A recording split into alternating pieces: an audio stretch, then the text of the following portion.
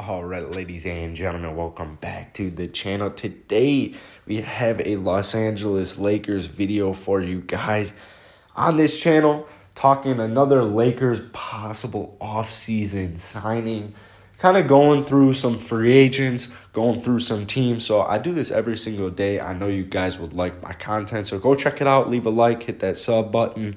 Today, we're going to talk about Hassan Whiteside possibly going to the Lakers. Now, this is actually a move that was discussed a little bit around the trade deadline, a little bit around the buyout deadline, but Hassan Whiteside is, pretty much evident that he is going to remain a King for the rest of the season. From a King's perspective, from a King's perspective, from the Sacramento Kings perspective, Hassan Whiteside, he's there on a veteran's minimum. I don't really think there's that much of a reason to get rid of this guy. He's on a veteran's minimum. He barely plays. This dude is averaging less than 15 minutes per game. Less than 15 minutes per game. He started in one game all season.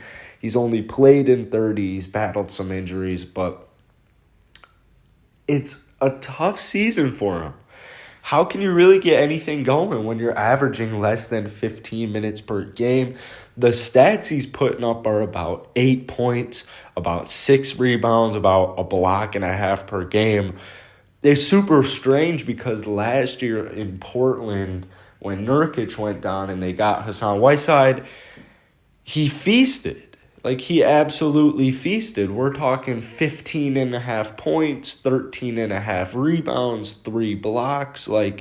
This dude was a beast. There was that one year in, I believe it was 2015, 2016 in Miami, where he put up almost 4 blocks per game. He put up 3.7 blocks per game. So what I like about Hassan Whiteside possibly going to the Los Angeles Lakers is, it's nothing even about his skill set particularly. It's nothing like... What I like about Hassan Whiteside is, first of all, just he's got some upside, but mainly the price. That's just mainly the reason I like Hassan Whiteside is he's on a veteran's minimum this year. He's going to be 32 next season. He's 31 right now. It's so crazy. It honestly is crazy. I don't know if I'm the only one, but I don't really view Hassan Whiteside as 2010 was his rookie year when he got drafted by the Kings. That's crazy, man. That's 10 whole years ago. He's 31 right now. So he was in his prime in Miami, and he was looking really good last year. He still got gas left in the tank, though, but at such a cheap price, hopefully or most likely, just because 8 points, 6 rebounds, that's just nothing there. He can't shoot the 3. I know the defensive stats may look like the blocks are cool and all, but he's not particularly a good defensive player. And he's not he's had major effort issues. There have been major issues with effort. But when you look at the Lakers and you just kind of look at their offense, their structure, you got Anthony Davis, which is beautiful, but Marc Gasol, hopefully he's just completely gone after this season. You've got Trez for another year, so I love Trez, but at 6, what is Trez, 6'7", 6'9", I believe he's 6'7". He's small. He's small for a big man. So Hassan Whiteside, you get a 7-footer in here for so cheap, because we don't really know what's going to happen with Andre Drummond. I know he says he wants to return as a Laker, so hopefully that happens. But if Andre signs, if Andre doesn't sign, I think that the Lakers could use him. I think that they could use him. Another big man, especially considering Marc Gasol is down, or Marc Gasol will be gone, and you're just down a big man. You're just down another big. And, looking at the free agency list for this season, it's not horrible, but I would definitely not say it's particularly great. I think that Hassan Whiteside would just fit this offense, fit this system pretty well, because Hassan, one of his biggest issues in his NBA career has been effort.